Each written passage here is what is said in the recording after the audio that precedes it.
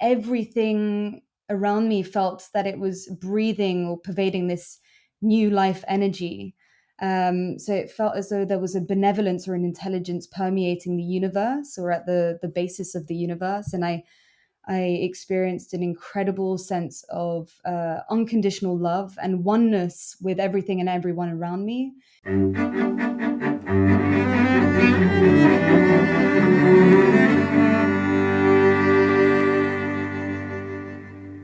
Hello, hello, and welcome to another episode of Imagine an Apple with Vynn and Francis. And today we've got Jessica to talk about spiritual experiences. Welcome to the show, Jessica. Thanks for having me. Right, so can you imagine an apple, and what is that like for you? hmm I love this question. I've been listening to some of your episodes, and it's a good one. How would I imagine an apple? I've in my mind's eye right now, I'm seeing a green apple on a table and on a black table. So it's very much visual. I don't have aphantasia like yourself, Francis. I believe you mentioned that in a previous episode. Yeah. Cool. So, looks like we're dealing with a phantasic person here who Yeah. also happens to have the extra ability of entering into spiritual experiences. So, what does that feel like? What does it feel to have a spiritual experience? Can you talk us through that? Well, I would say that I've had multiple interesting experiences in my life, but the main one that really changed everything was some years ago, and it completely changed everything, my perception of the world, my behavior with people, and the way I just, experience my everyday day-to-day life. So perhaps I'll go into that one because it's the most interesting. But there have been a number of different experiences that one might call spiritual or, altered states experiences that I've experienced. Yeah. So I'll just jump right in. I mean, it's hard to kind of talk about this experience with words because, by their very nature, they're ineffable. So it's very hard to use words to describe them, but I always try to the best of my ability. But in summary, around 8 years ago, I was in Madrid. I had just moved countries, and in a nutshell, and it seems trivial to say it this way, but I woke up one morning, and when I opened my eyes, I woke up to a new reality in many ways. So I had had a very profound lucid dream the night before, Right. and when I woke up from that lucid dream into a new day, everything was completely different. My perception of life changed from then on. And eight years or so down the line, and I'm still kind of living off of that wave, that shift that occurred to me all those years ago. What happened is I opened my eyes, and everything around me felt that it was breathing or pervading this new life energy. So it felt as though there was a benevolence or an intelligence permeating the universe or at the basis of the universe. And I experienced an incredible sense of unconditional love and oneness with everything and everyone around me, including inanimate objects. I felt intuitively that there was sort of spiritual essence or a quality, a life quality to everything around me, including those inanimate objects. And I just had this incredible sense of gratitude flow over me. And I cried I mean, it could have been a few minutes, it could have been a few hours. I don't know, because time completely shifted in that space, in that state.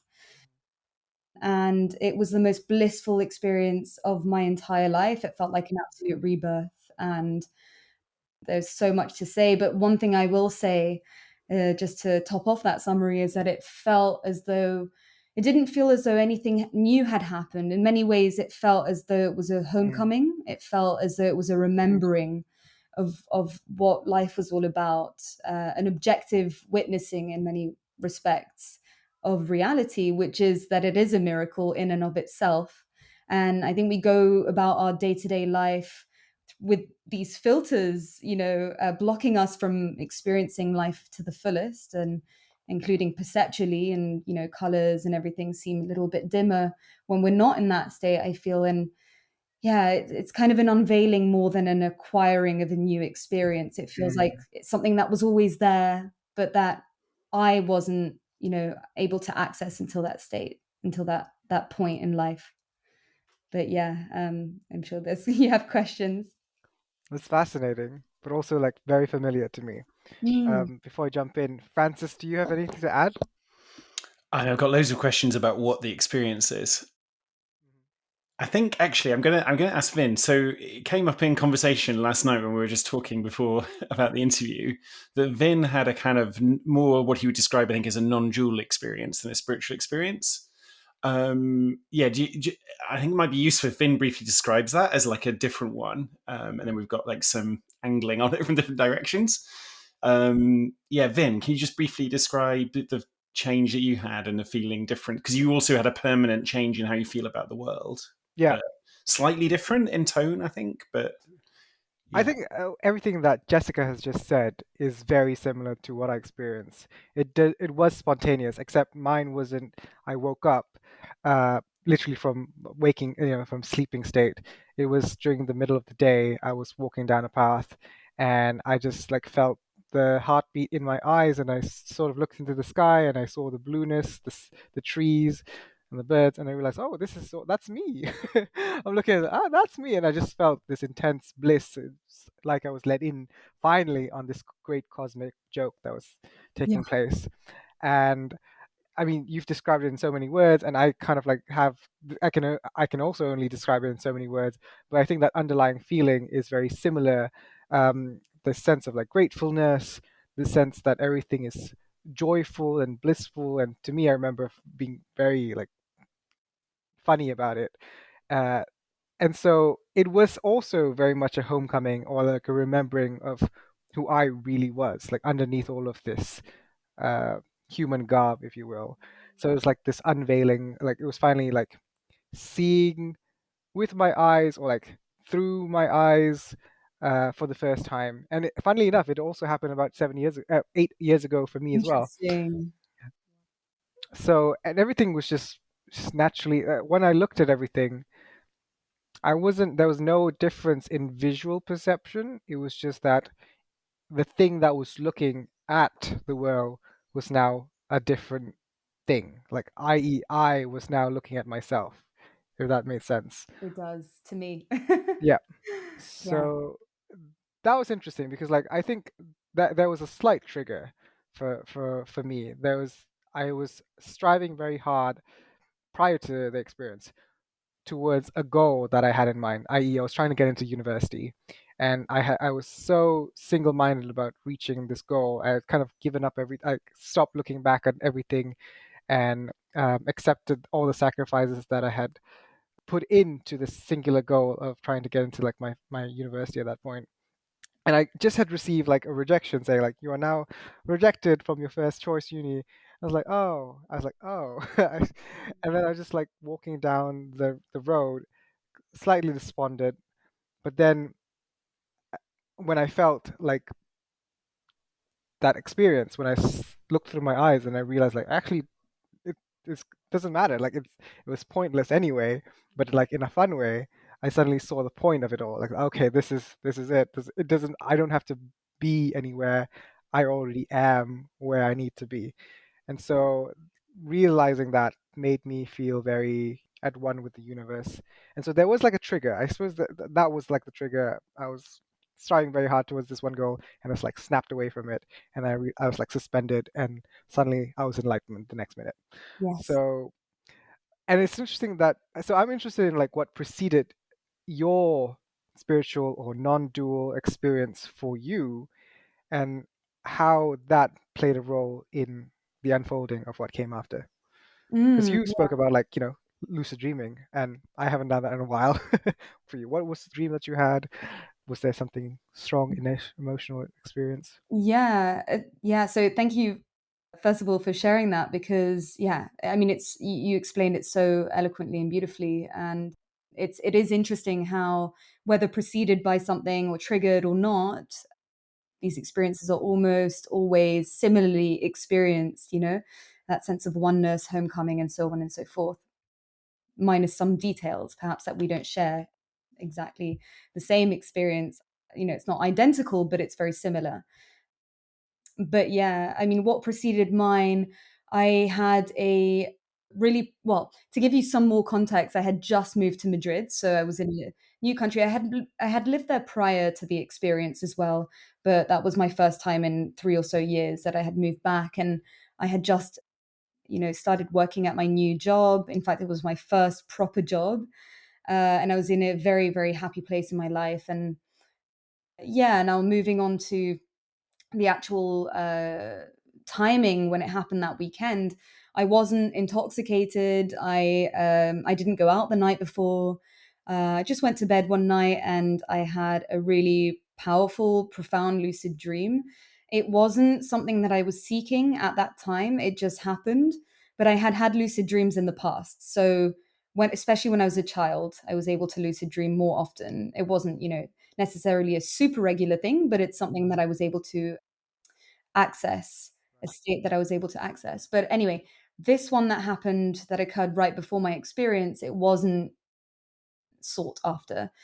And it's a very interesting dream because in my dream, I don't know if you've ever watched the film Waking Life, but Explain to us. it was very similar to that film, which, I mean, it's explainable because I had watched the film several weeks or so prior to my experience. So something had worked through my subconscious mind, perhaps, and led Okay. me to have a dream that was very similar to that, but different as Waking well. life. Because in my dream, I was speaking to a number of different, I was wandering in this space, speaking to a number of different characters that I knew intuitively to be great thinkers. So mathematicians, philosophers, psychologists, so on, and other kind of great thinkers.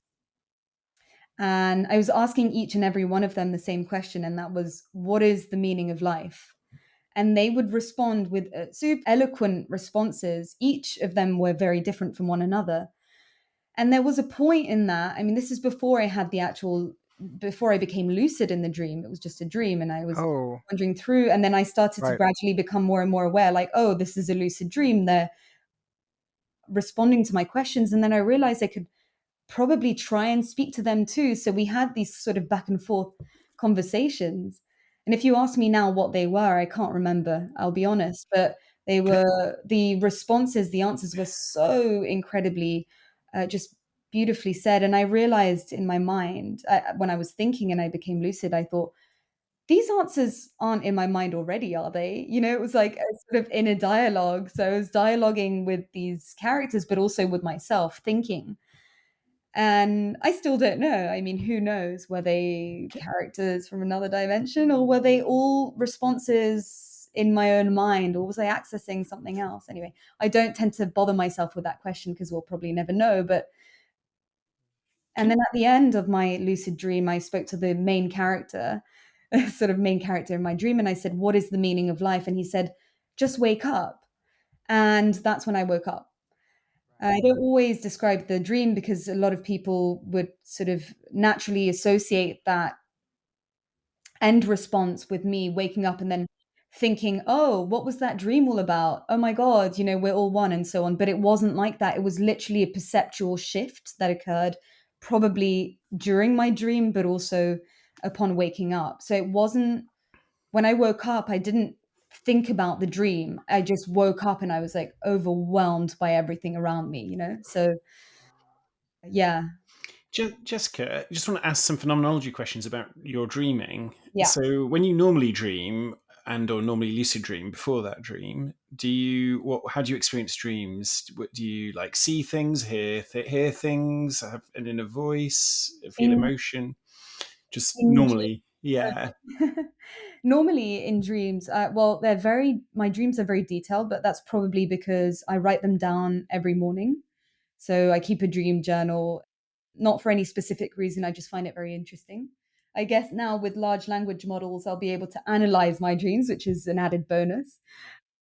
But yeah, so I dream and I remember my dreams in great detail, and they're full of color. I obviously communicate with characters in my dream if I dream of characters, but And do they look realistic with faces and things, Yeah. and in real worlds with like lighting and color, or like in abstract sort of matrix-like Well, faces?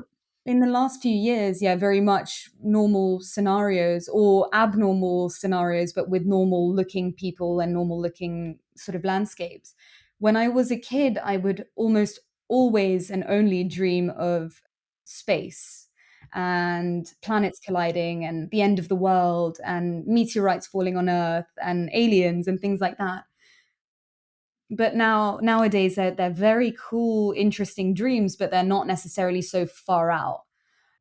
And And yeah. when they're lucid, that means you're more conscious in some sense and can control it. And do they still look the same and feel emotionally similar? Well, I haven't really lucid dreamt in the last, I don't know, couple of years, few months maybe. I can't remember the last time I did it, but yeah, I they're very different in that, you know, when you become aware that you're dreaming, you can have there are so many possibilities that can emerge from that state, and you really have a chance to explore the inner workings of your mind. So that in and of itself is extraordinary, I think, and it's such a powerful tool. In terms of the phenomenology of the dream, I mean, besides the fact that you can potentially interact with your characters, which is really cool, or do really wacky things that you want to do. No, I've not ever thought of that question actually. I think that the colors and sounds are relatively similar to Hmm. the ones that I find in normal dreams. Yeah. And is that the case for the dream before you had the spiritual experience as well? That was it different in nature or in its qualities, or It was different in nature in that I had never dreamed of that yeah. specific scenario, like wandering through spaces, speaking to all these different people and all these people telling me lots of different, like responding in very different ways, but in their own uniquely beautiful ways. I'd never had that before. And I was never so aware of how eloquent people were being in my dreams. Right. They were long sentences and yeah. So in that sense, no, it was different. But in terms of colors and stuff, I'm not sure. I think it was relatively similar to a general dream. But yeah, the space, I can't remember there being any edges. It was kind of almost like floating or walking around in empty space or formless space. Um, and usually in my dreams, there are like specific landscapes that I'm in, or I'm walking in the street, or yeah, so more similar to this waking life. Right. So I feel tempted to ask this question, even though I probably already know what your answer is going to be. But did you experience any visual, auditory, or any other sensory modality changes prior to the experience and after the experience? So, good question. No, nothing prior to the experience that kind of, yeah, I feel, no, It's nothing the prior same. to the Yeah, experience. exactly. It's the same Um, thing. Nothing's yeah, happened. It's just the internal experience of yourself and the world, yeah. right? Yeah, No, exactly. so nothing up until the experience itself. And then following the experience for several weeks and actually probably for several months and probably to a lesser extent for several years, the colors were extremely vivid around me, shines and the hues and of colors. Everything was just glowing in a way. Everything it felt as though I had acquired HD vision. That's what I normally say because it really felt that way. I didn't hear Just voice. quickly, did that alter your imagination as well? Or I don't know. I don't.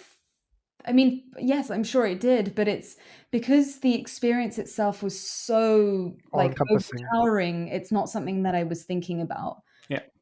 So yeah, yeah, but yeah, Okay. it's a great question.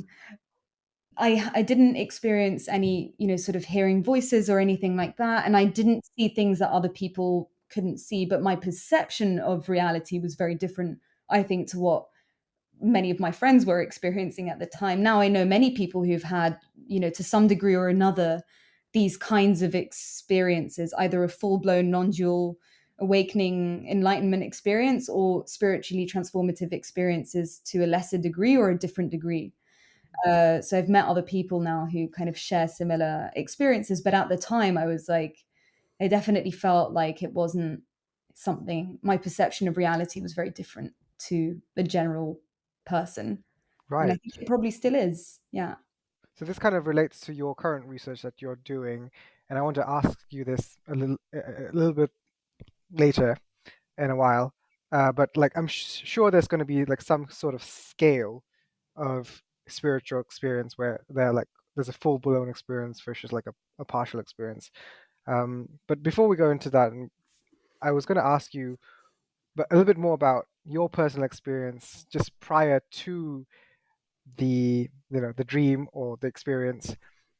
What were you reading before that?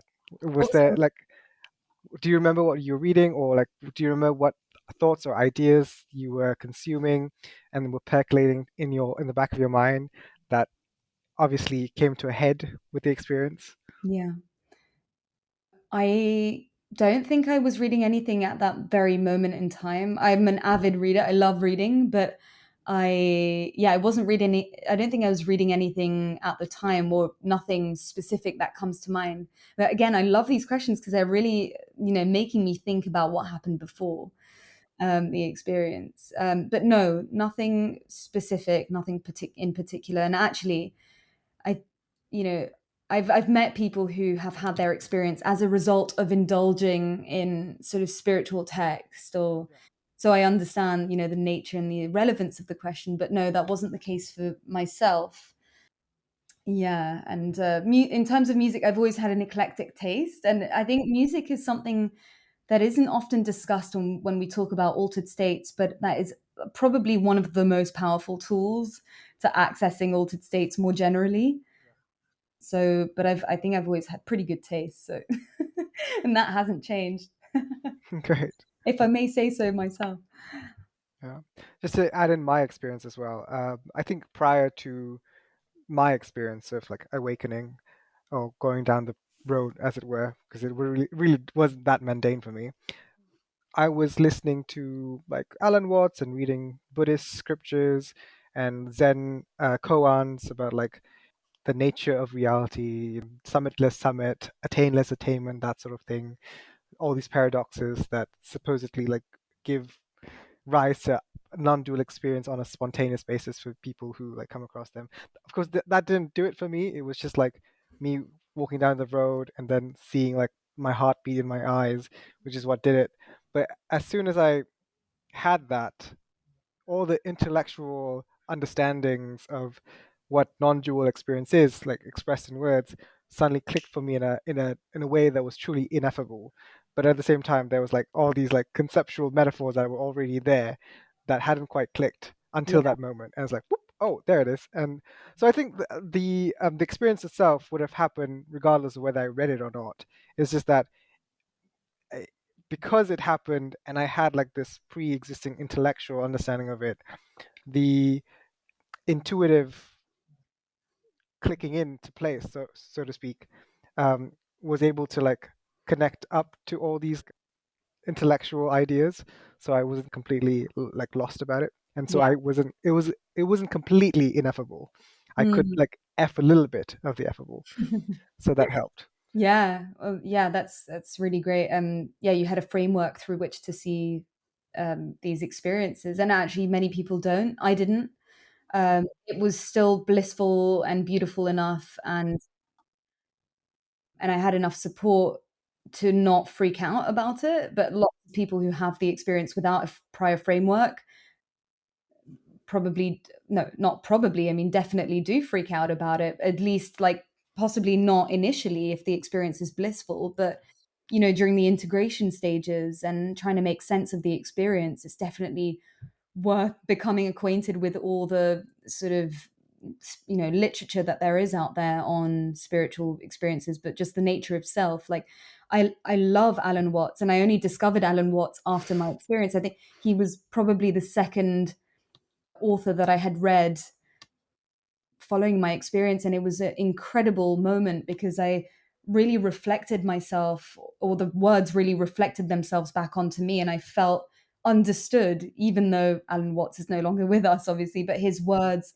really helped me understand that, whoa, like it's not just me. And there are lots of other people out there who probably have these experiences if this is the second book I'm picking up and it's talking about exactly that. Yeah. Yeah, he's amazing. Well, it's nice to see that you and I are, and among other people, Alan Watts included in this bunch, people who have the experience without like going completely off the rails. Because obviously, we've heard accounts of people experiencing this non-dual state or spiritual awakening in places like the Bible Belt, where all they've known is like this Christian spiritual framework, and when they have this experience, they immediately go, "I'm God. Yeah. That must mean I'm the Messiah," and they start like shouting heresies, and people think they're crazy. But of course, like we know better than that, and so we don't like go out shouting like I'm Jesus or whatever, because we have different like frameworks to talk about this experience. But it's interesting to see how people with different frameworks like express this fundamentally same real like experience of reality, the Yeah, shift in absolutely. consciousness. But And you like mentioned Jesus Christ. I mean, if he did exist, then he probably had a similar experience, but wasn't possibly, again, this is totally, theoretic. I mean, this is just an speculative, idea, yeah. but he probably just didn't have the framework through which to understand it. And then, because of religion and beliefs that people were meant to uphold, were it was kind of necessary at that time to follow the crowd and follow your social group and what they believed. That you probably didn't have the outlet through which to express himself and to investigate what was really going on within, and then probably had an emergency or a crisis, if that. But it's worth mentioning. That's the thing. So I'm really interested in the overlaps between mental health disorder and spiritual awakenings that I wouldn't necessarily deem as a disorder or occurring in conjunction with a disorder. And yeah, I think there are overlaps, but I do really strongly believe that these experiences can occur as experiences in their own right without the presence of a mental health disorder. You probably know that or believe that. I certainly know that and believe that, as do many others. That in any case, we should be supporting individuals on either side of the spectrum. And Can I just ask? I want to ask a little bit more about the love part of the experience. So, like, I've seen you say various things, like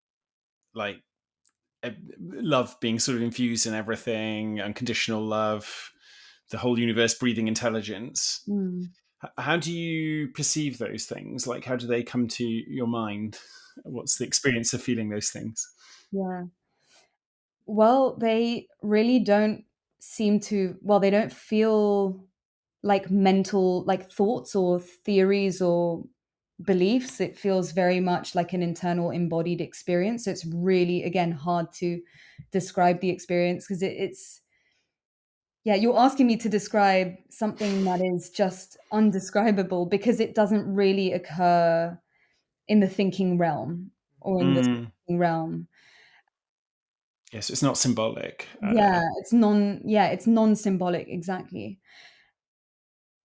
It's just it's like it's almost it's heartfelt. It's an embodied heartfelt experience, intuitive experience of our our oneness within the universe, Mm. or our oneness with the universe, our communion. And it's not specifically in your body when you say embodied. You mean it just is throughout your mind and body, kind of. Well, I suppose if I say embodied, it also implies the mind, but the way that it feels, at least for me, in my own experience, is that it's very much heart based. It's like an intuition. It's a knowing. It's a deep inner knowing. It's a feeling rather than something that I'm thinking about, or like, oh, I'm feeling so much love. It doesn't occur in that sort of Mm. headspace. It's really internal, and So, like a it's bodily visceral almost. emotion, like Yeah. a yeah, And but stronger. yeah, to me, it just really felt like nothing that I had ever experienced before. Even though it felt like a homecoming, it wasn't an experience in itself that I felt that I had ever experienced before. So it's like another dimension of experience or like another layer of experience. And unless you've had that, it's very hard to really understand it. yeah, you can conceptualize it through words, and we can try and understand each other through these beautiful symbols, which are words, but they don't do the experience justice because they don't bring you into that state. And that state is just so far beyond anything that occurs in like a general everyday way of living. Um, I know that's not very helpful. Vin, is it similar, your answer to that? Or It would be, but like as someone who understands you and has a similar experience, I will. The question I would like to ask you is, how do you go about living your day-to-day life, Mm, knowing that you have this? yeah. I've thankfully I've integrated it very well in my life. I feel extremely blessed that that's the case, and it's something that it's just permeated into every aspect of my life now. So now I research the experience. I'm going to start a PhD in October on, observing these kinds of experiences. Yeah, from a psychological lens. Thank you. And so it's something that really, it's just so much a part of my everyday life now, not only in my feelings, thoughts, behaviors, but also in my work. And I'm also no longer, I think it's important to mention, I'm not in this altered state all the time, I'm not in this sense of awe and wonder and rapture all the time. Sometimes it comes back to me and I know it's always there, and if I focus on it, I'm very much back into that state. But in my everyday life, You might be I chased probably by a dog, or yeah. you might have to do bills, and you have to Oh like yeah, focus 100%. here. Like, That yeah, was the case even right after my experience. So another reason why it would not have been, classified as a mental health disorder, even if I had gone to a psychologist, is because I was able to sustain my life in a very normal way, even though everything was different. But I still went to work. I was promoted some like week or two after my experience. I just remember feeling a great sense of overwhelm at the beauty of everything. So I'd sometimes had to have to lock myself in the bathroom and be like, oh my God, this is everything's so amazing. But in terms of how I was able to cope in life, it was fine. It flowed. And if anything, I felt like almost had better cognitive ability and abilities to sort of deal with everything in life, because everything was, as you mentioned, like this great cosmic joke and also extremely important at the same time. Mhm. And the paradoxes that come with these experiences are absurd. Yeah, It seems baffling anyone would think that it was a mental health condition. It's like ill health. I can It, imagine why. it, well, it just seems like having direct awareness of things that are kind of logically, emotionally, intuitively true anyway, even though I haven't felt it directly in that way. very well Yeah. If said. you've studied enough things, it clearly is the case that I'm yes, I'm a self, but I'm also part of the universe, and I'm tangled in the universe and made of the Exactly. universe. So yeah, uh, Yeah. yeah, very kind of strange. It is. And I think it's probably because many people working in these kinds of, in the areas of mental health and psychiatry, even though they mean well, they probably haven't had the experience themselves. And whilst I believe that these experiences are more common than we think, they're still not probably accessible to all people, on demand for sure, but also especially not spontaneously. And so, for someone who's never had the experience, like myself before the experience, I would have never believed that these experiences were possible or accessible to me, you know.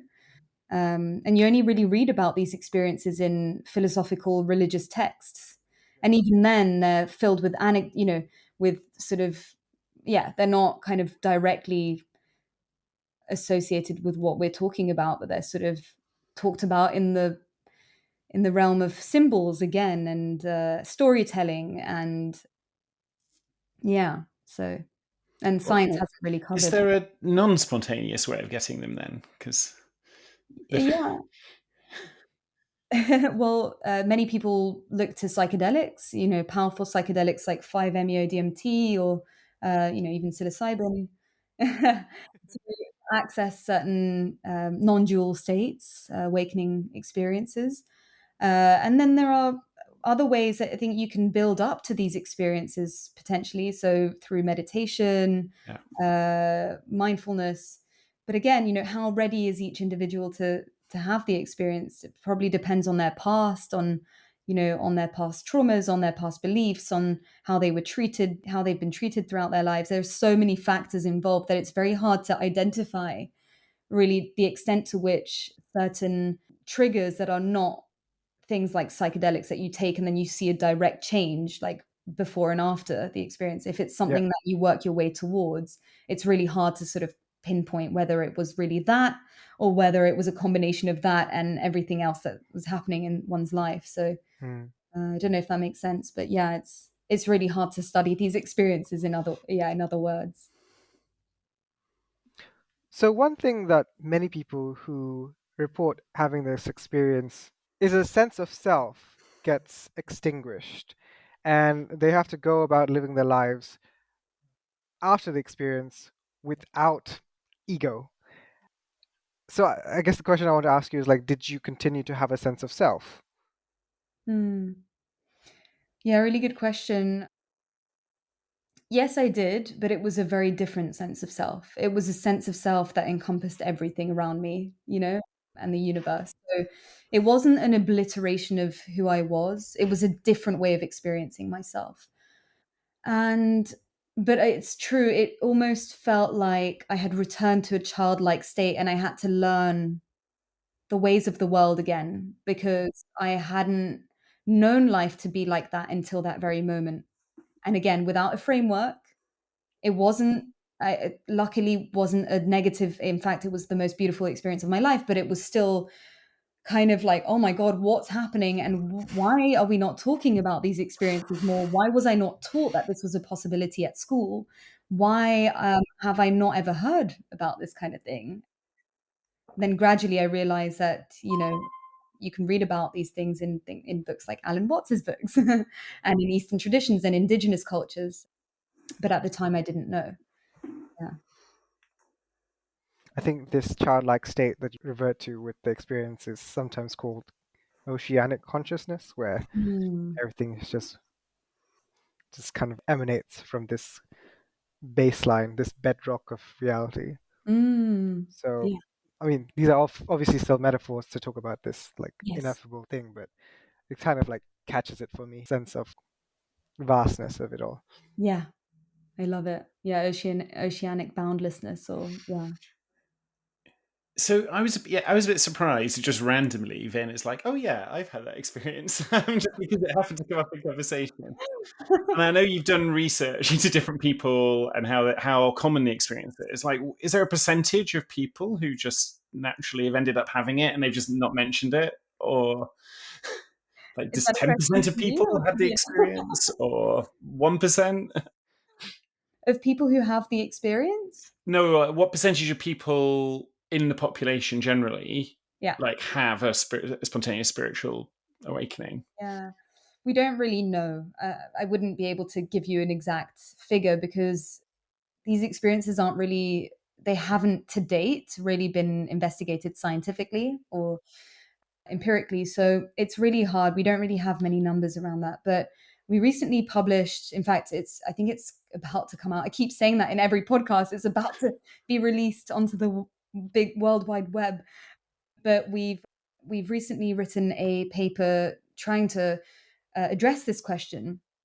And we found that around 45% out of individuals in our study, so 45% out of 3,135 individuals who took part in our study, claim to have had a non-pharmacologically induced spiritual experience of some sort. So not necessarily an awakening, but then I believe it was 15% of those had claimed to have had an experience of ultimate oneness, or bliss or ecstasy.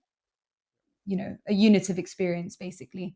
So off the top of my head, I don't know exactly how much that would have been within our population, but 15% out of the entire population that we sampled. So it's quite a lot of people. Mm, But that's just indicative.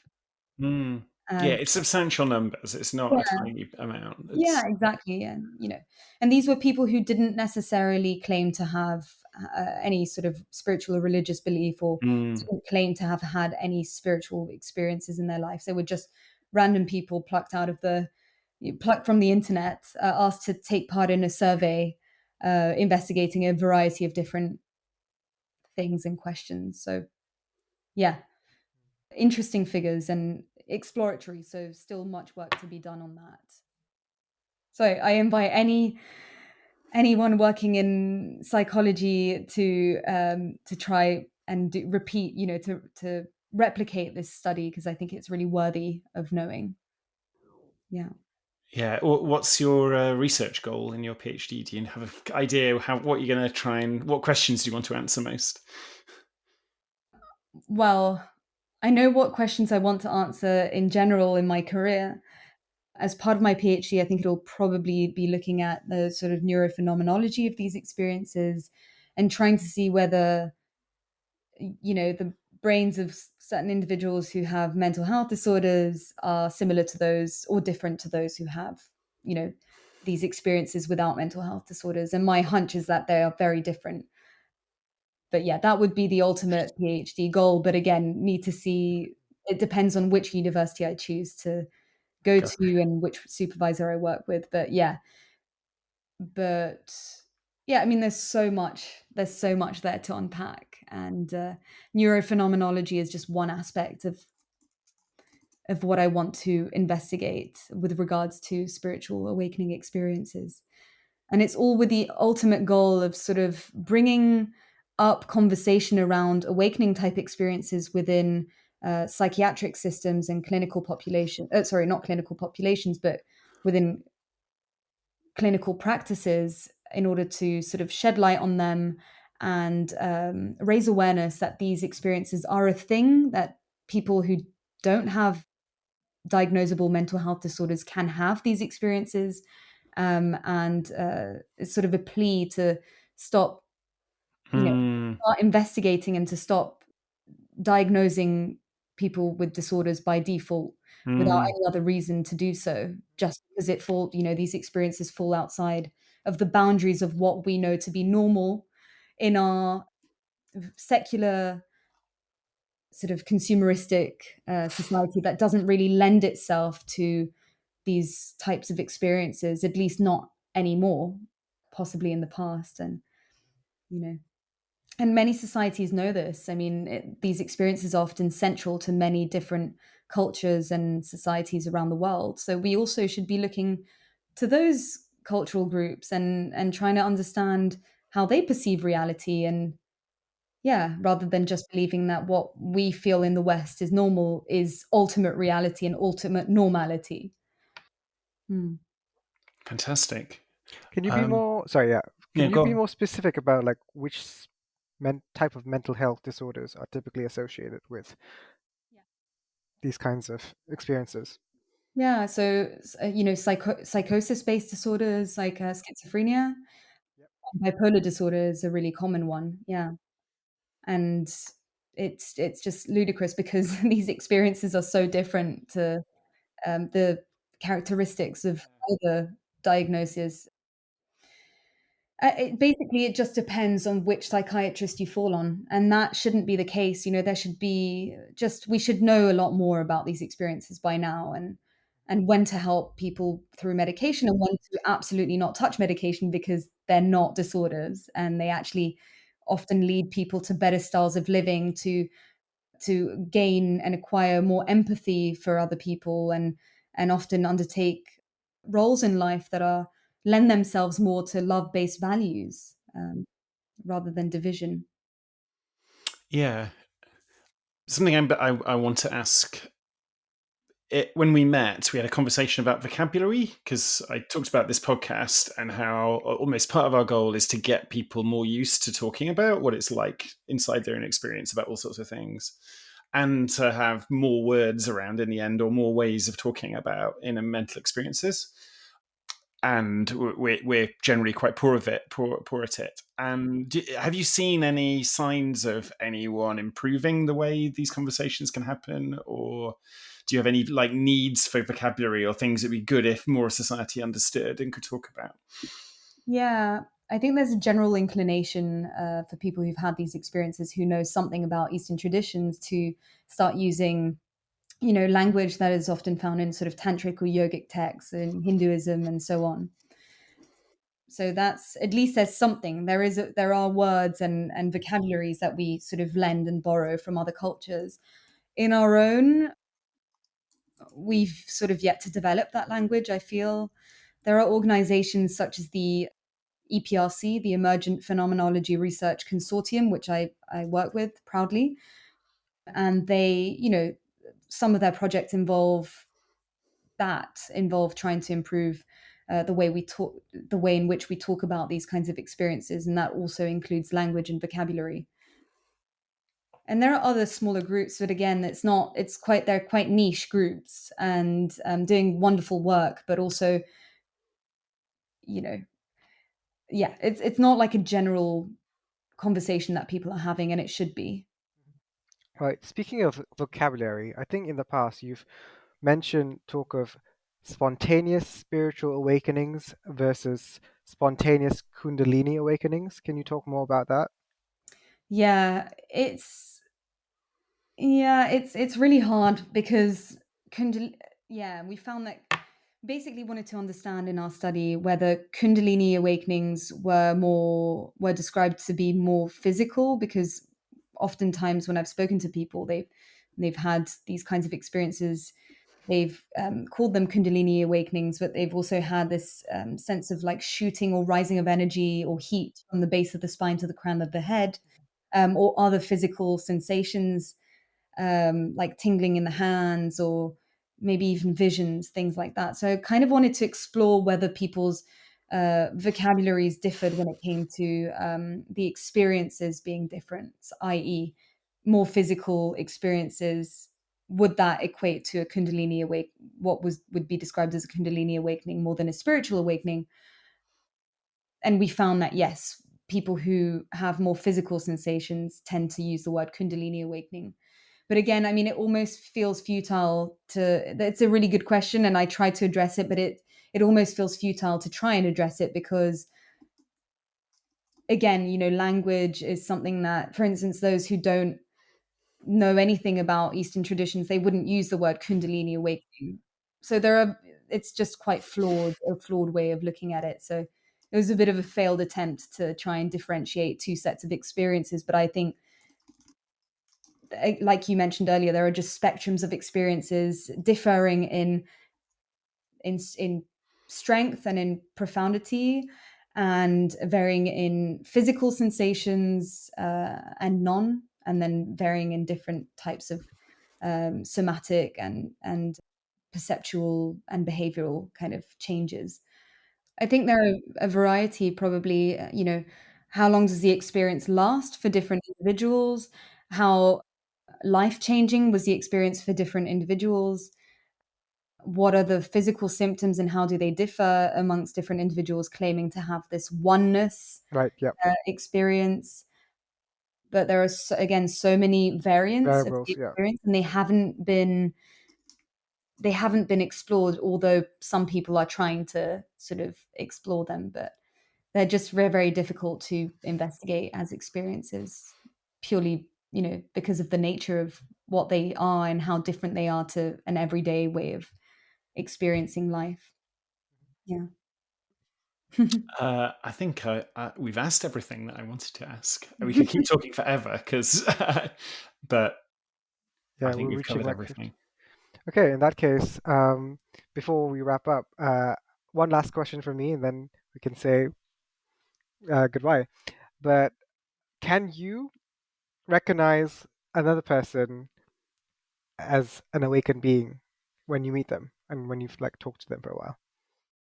Yeah, I mean, it's a good question because immediately after my experience, I really felt that I really could feel that someone had had a similar experience just by the way their eye expressions, their expressions the way they were. But I think now it's more a question of speaking to people, and quite quickly you realize that many people have had some sort of interesting experience, if not a full-blown awakening. I recognize you as an awakened being. Likewise. But yeah. How about you? I'm actually curious because you probably feel that way. Or do you recognize people when you meet them? Do you feel that kind of pull and recognize yourself in them? And It's not instantaneous. It's not like I speak to them like, oh, wow, I get this energy. Like they're obviously an awakened being, but it's usually like when they start talking about self, yeah, reality, worldview. These are exactly. like key words for me. And when they describe these things in like non-dualistic terms, and it's hard to like describe them, but the way they go about describing these like very core, I guess, ontological presuppositions that most people take for granted in different ways, that's how I know like, oh, they probably had like a spiritual experience or like a awakening.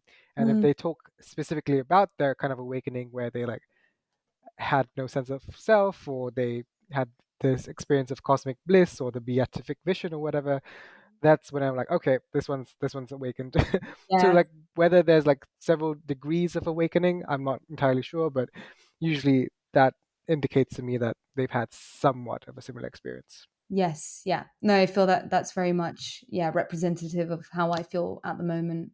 But initially, yeah, I felt that, yeah, maybe not in the first few weeks, but when it started to integrate and I started to meet people, more and more people in probably similar circles as well, I just felt that, yeah, I felt there was an energy about certain people, but now I don't necessarily get that as much. It's more a question of opening up, speaking, and understanding our commonalities. But yeah, Cool. great. I guess with that, we've come to the end of our session. Thank you very much, Jessica. Thank you so much. It was great chatting. Yeah, it was fascinating. Thank you, Jessica. Thanks, Francis. It was great.